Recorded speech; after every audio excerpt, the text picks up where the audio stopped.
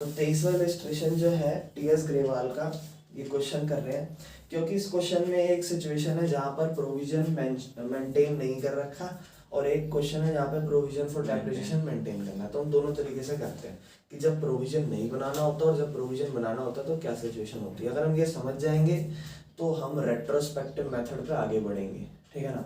तो यहाँ पर सबसे पहले एक बेसिक क्वेश्चन जो है वो मैं करा रहा हूँ जिसमें कहता है 1 अप्रैल 2000। सबसे पहला काम हमारा है वर्किंग नोट बनाना, तो मैं यहाँ पर वर्किंग नोट बना रहा हूँ, ठीक है। अब स्टार्टिंग हुई है 1 अप्रैल 2016 से, तो 1 अप्रैल 2016 को हुआ क्या है। 1 अप्रैल 2016 को एक फर्म ने परचेज करी एक मशीनरी 12,000 रुपए की, तो सॉरी 12 लाख रुपए की, ठीक है ना। तो 12 लाख रुपए की ये मशीन हमने खरीदी। इसको भी मैं देख लेता हूँ, मशीन 1 नाम दे देता हूँ, ठीक है। इसके बाद क्या बोलता है, ऑन द 1 अक्टूबर 2018।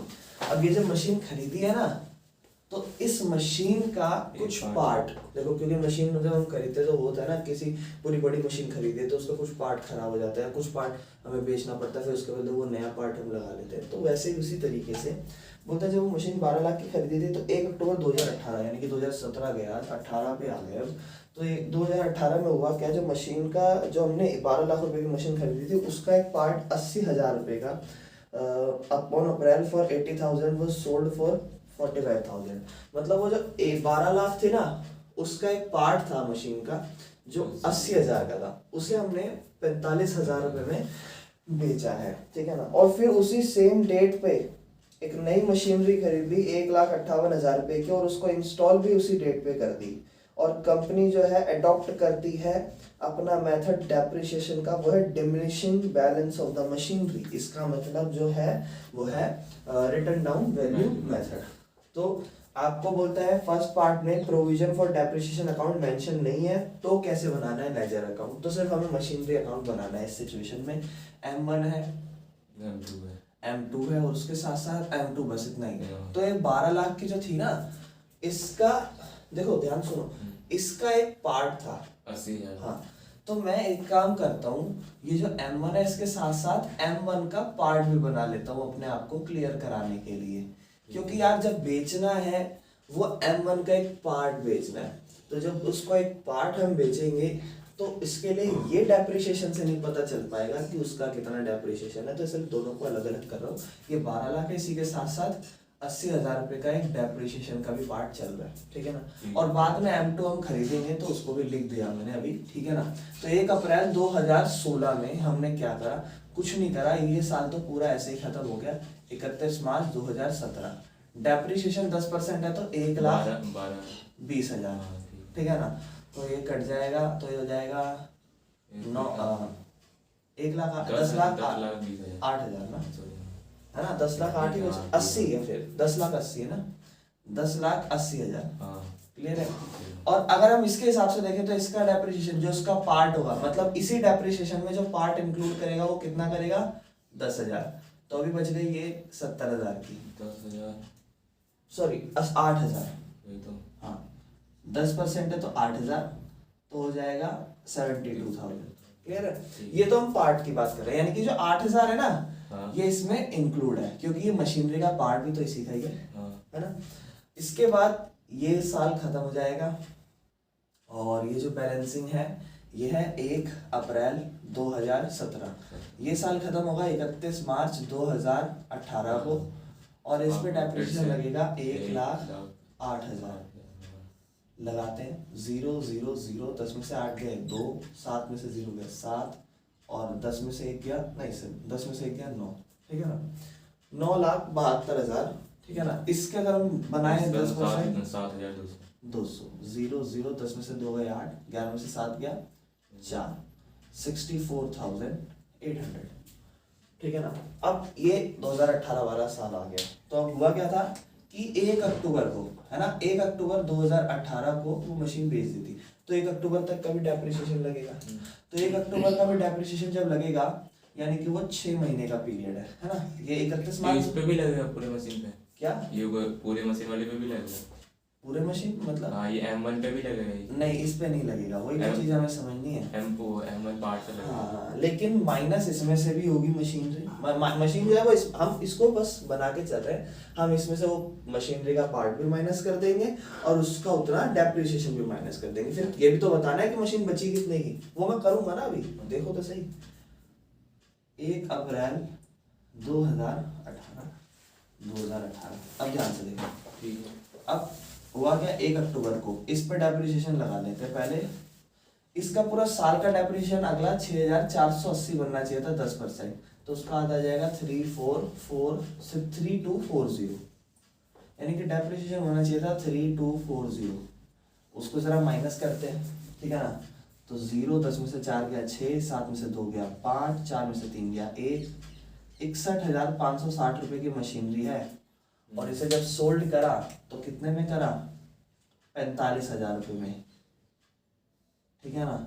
और 11 में से 5 गए 6, 5 में से 4 गया 1, इतने 1000 रुपये का क्या हो गया, लॉस। क्लियर है। ठीक है। अब ये इतने 1000 रुपये का लॉस हो गया। अब ये इसमें से माइनस करते हैं, क्योंकि 9,72,000 की मशीन है, उसमें से आज कितने 1000 रुपये की मशीन चली गई, तो भैया उसमें से पहले तो डेप्रिसिएशन घटा दो 3,250 का, 3,240 का, ठीक है ना, 3240। और उसके बाद इसमें से कितने की मशीन बेची वो भी हटा दो, और कितने का लॉस हुआ वो भी हटा दो। मतलब जो एग्जैक्ट चीज हमने इसमें से सब्ट्रैक्ट करी है वही इसमें से भी सब्ट्रैक्ट कर दो, ताकि ये पता चल जाए कि आज मशीन अभी कितने की बच गई है। क्योंकि जो बचा हुआ पार्ट है उस पर जो डेप्रिसिएशन होगा वो डेप्रिसिएशन पूरे साल का होगा। मतलब 9,72,000 है, 9,72,000 रुपये में से आज हमने 80,000 रुपये पे इतना डेप्रिसिएशन लगा दिया, है ना। और आज हमने वो मशीन इतने की बेच दी है, ठीक है ना। और क्योंकि मशीन आज इतने की है तो इतने की तो मानेंगे, मतलब सॉरी मशीन आज 61 की है ना, तो 61, हाँ इतना माइनस कर देंगे, ठीक है ना, क्योंकि वो पता चल जाएगा, लॉस हमने सब लिख दिया ना। तो ये पूरा पार्ट जो है इसमें से माइनस हो जाएगा, ताकि ये पता चल जाए कि ये पार्ट कितना है। और वो जो बचा हुआ रिमेनिंग पार्ट होगा ना, उस पर पूरे साल का डेप्रिसिएशन लगेगा। इसके बाद ये साल खत्म भी होगा। अच्छा, इसी के साथ साथ एक और मशीन खरीद ली 1 अक्टूबर को 1,58,000 की। अब जब ईयर एंडेड होगा तो मशीन जो थी वो 9,72,000 की थी, ठीक है। 9,72,000 रुपये की मशीन थी। हमने सबसे पहले घटाना है कि कितना पार्ट हमने बेच दिया था। तो हमारे पास जो पार्ट बचा था वो 61,560 रुपये का पूरा पार्ट चला गया। हम ये नहीं देख रहे लॉस कितने का हो, लेकिन पूरा पोर्शन इतने का जो आज बचा था इसका वो चला गया। और वो जब गया तो अपने साथ कुछ परसेंट का डेप्रिसिएशन जो लगता था 3,240, यानी कि वो टोटल अमाउंट कितने की 64,800 की वो चली गई। तो डायरेक्ट एग्जैक्टली मैं वही अमाउंट माइनस कर लेता हूँ इसमें से, ठीक है ना। यानी कि 9,72,000 रुपये में से मुझे पता है कि 64,800 रुपये का बैलेंस तो चला गया, जो बिक गया। उसमें से हमने उसका डेप्रिसिएशन भी लगा दिया, उसमें से कितने का लॉस हो वो सब लगा दिया। 0, 0, 2, 11 में से 4 गए 7, 6 में से 6 गया 0, 9,07,200। ये चीज समझने वाली है, 9,07,200 क्यों है, क्लियर है। देख इस चीज में अगर तुझे डाउट है 9,07,200 क्यों है तो एक बार पूछ भी ले, ठीक है ना। 9,07,000 ये पूरे वो मशीन का पार्ट माइनस हो गया है ना। हाँ, ये यूं मत सोचियो कि भैया ये क्यों, ये माइनस कर दो, ये माइनस कर दो, ये तो माइनस। देखो इन सब का टोटल ही यही है। मशीन 1 अप्रैल को इतने की थी और इतने का उसका एक पार्ट था जो बिकने वाला है। तो क्यों ना हम उसका पार्ट जो बिकने वाला है वही माइनस कर दे, तो पता चल जाएगा कि कितने का बचा हुआ पार्ट आज 1 अप्रैल 18 को है। ताकि 1 अप्रैल 18 के बाद हम उस मशीन को जब 31 मार्च को देखेंगे तो हम एबल होंगे कि हम कितना उस पर डेप्रिसिएशन कैलकुलेट कर सके। समझ गए मेरा मतलब ये डेप्रिसिएशन वाला नहीं, वो डेप्रिसिएशन जो माइनस करके लिखे हैं 61,560 ये नहीं लिखना ना। नहीं, वो नहीं लिखना। वो क्यों लिखेंगे, वो तो उस पर्टिकुलर मशीन जो थी उसका एक डिस्क्रिप्शन है, जो उसके बारे में बताता है, ठीक है ना। और ये जो रिमेनिंग है ना, ये जो पोर्शन है, ये हमने पता लगाया कि बची हुई मशीन कितने की थी। तो 64,800 का एक हिस्सा था, तो बचा हुआ 9 लाख इतना होगा। 64,800 पे पूरे साल का डेप्रिसिएशन नहीं लगा। क्यों? क्योंकि वो तो 6 महीने में बिक गई। लेकिन जो बचा हुआ हिस्सा है उसमें पूरे साल का डेप्रिसिएशन लगेगा। क्यों? क्योंकि वो तो अभी भी एग्जिस्ट कर रही है ना बिजनेस में, उसको तो हम भी यूज कर रहे हैं। तो अब जब ये साल खत्म होगा 31 मार्च 2019 को, तो डेप्रिसिएशन जब इसमें से सब्ट्रैक्ट होंगे तो भैया इसमें से सब्ट्रैक्ट होगा 9 लाख, इसका कितना हो जाएगा 90,720 डेप्रिसिएशन। 9,07,200 का 90,720। और जो रिमेनिंग पार्ट 1,58,000 था, अब 1,58,000 का डेप्रिसिएशन 15,800 होता है। लेकिन ये कब खरीदी? 1 अक्टूबर 2018 को। तो 1 अक्टूबर 2018 को, तो भैया इसका अगर हम डेप्रिसिएशन बनाए तो कितना बन जाएगा? 15,000 का 7.5 बनता है और 800 का 400 हो जाता है, तो 7,900 का 10% लगेगा डेप्रिसिएशन। हाँ, तो 10% 15,800 था, तो उसका आधा कर दिया 7,900 हो गया, ठीक है ना। 7,900 का 1,58,000 पे डेप्रिसिएशन। तो 1,58,000 में से अगर हम 7,900 को सब्ट्रैक्ट करें तो हो जाता है 001, 7 में 7 गया 0, 1,50,000। हाँ, ये जो आपने अमाउंट माइनस करके ये 16,560 ये लिखना पड़ेगा। कौन सा? ये जो टोटल लॉस आया है 16,560 आया है ये उस पर्टिकुलर मशीन के बारे में बताना पड़ेगा, क्योंकि आज जब आप अकाउंट बनाओगे तब आपको चाहिए ना सारी वर्किंग नोट बनाई क्यों रहे हैं, ताकि हम पोस्टिंग आराम से कर सकें, ठीक है ना। 9,07,200 में से सब्ट्रैक्ट कर दूंगा मैं अभी कितना, 9,07,200 में से 90,720, ताकि इसका बैलेंस 2, 10 में से 2 गया 8, 11 में से 7 गया 4, 6 और 10 में से 9 गया 1, 8, 8,16,480, 8,16,480। That is all about working note, ठीक है ना। अब ये वर्किंग नोट तो हम बना लिया, ये तो हर क्वेश्चन में करना पड़ेगा हमने। अब हमने बना लिया ये वर्किंग नोट। अब हमको क्या करना है, अब हमारे ऊपर है हम प्रोविजन बनाएं या हम प्रोविजन नहीं बनाएं। तो पहला केस यहाँ प्रोविजन नहीं बना, दूसरा ना प्रोविजन बना। तो पहले इसको वर्किंग नोट को उतार ले ताकि क्लियर हो चीजें, ठीक है ना। वर्किंग नोट जल्दी से उतारना, ठीक है ना। तो अब यहाँ पर हमारा अंदर का काम है, ज्यादा मुश्किल नहीं है, ठीक है ना। सबसे पहले ये इस टाइप का हम क्वेश्चन कर रहे हैं जहां पर प्रोविजन मेंशन नहीं है, ठीक है ना। तो जहां पर प्रोविजन मेंशन नहीं है तो ये आसान क्वेश्चन होने वाला है, ठीक है ना। प्रोविजन मेंशन होता है तो भी कोई मुश्किल नहीं है, पर पता है क्या होता है, जब हम लोग बहुत सारा प्रैक्टिस कर चुके होते हैं ना बिना प्रोविजन की, तो प्रोविजन थोड़ा मुश्किल लगने लग जाता है, अजीब सा लगता है, क्योंकि इसमें जो हम एंट्री डेप्रिसिएशन में करते हैं वही उल्टी हो रही होती है, ठीक है ना।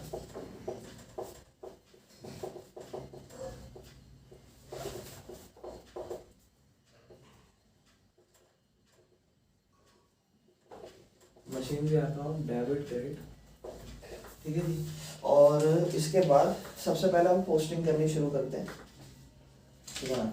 तो सबसे पहला इसके साथ साथ ना मैं एक काम करता हूँ, डेप्रिसिएशन अकाउंट को भी क्लियर करा देता हूँ ताकि प्रॉब्लम ना आए ज़्यादा, ठीक है ना। क्योंकि डेप्रिसिएशन में भी प्रॉब्लम आ जाती है करते हुए ना, ऐसा लगता है कि यार डेप्रिसिएशन अकाउंट में क्या होगा वो भी साथ साथ पता चल जाता। तो मान लो वैसे है नहीं, क्वेश्चन में बोला नहीं, फिर भी मैं बना देता हूँ कि अगर डेप्रिसिएशन अकाउंट हुआ, एक दो कराऊंगा बाकी इजी है। अब ध्यान से, सबसे पहले मशीन खरीदी 1 अप्रैल 2016 को, है ना। तो टू बैंक अकाउंट और लिख देंगे मशीनरी 1, कितने की खरीदी थी? 12 लाख की थी। अभी इसमें पार्ट वार्ट को मत दिन गिनना, जब बिकेगा तभी पार्ट पे आना, ठीक है ना। उसके साथ कोई और मशीन खरीदी क्या उसी साल? नहीं, सेम अमाउंट, लेकिन 31 मार्च 2017 को लगा डेप्रिसिएशन। अब देख, कुछ कैलकुलेट करने की जरूरत नहीं है, जो उसमें लिखा हो वही डायरेक्ट बोल दे जल्दी से। कितना है डेप्रिसिएशन? ये 1,20,000। 1,20,000 और माइनस करके हमने तक लिख भी रखा है कितना, नहीं हमने कितना लिख रखा माइनस करके, देखना जल्दी। 10,80,000। 10,80,000, ठीक है ना। ये क्या हो जाएगा, बाय बैलेंस सीडी, ठीक है ना, 31 मार्च 2017।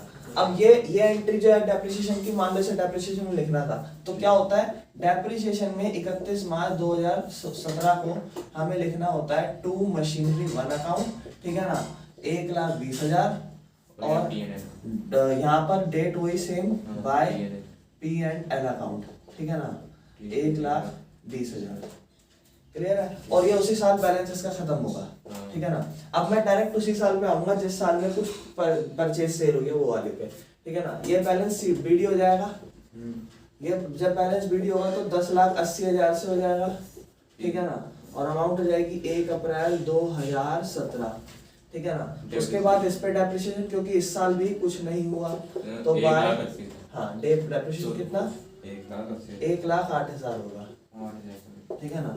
10,08,000 में से 1,08,000 जाएगा तो कितना माइनस बाय बैलेंस सीडी कितना 9,72,000, ठीक है ना। 31 मार्च 2018 की ये कहानी, सेम पोस्टिंग। अगले साल ही हो जाएगा टू बैलेंस बीडी, ठीक है ना, 9,72,000, ठीक है ना, 1 अप्रैल 2018 को।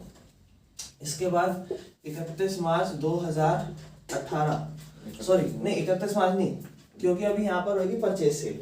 तो अब ध्यान से सुनियो, क्योंकि हमने उसका एक पार्ट बेचा था तो सबसे पहले हमने क्या माइनस करा था उसके पार्ट में, डेप्रिसिएशन उस 6 महीने का।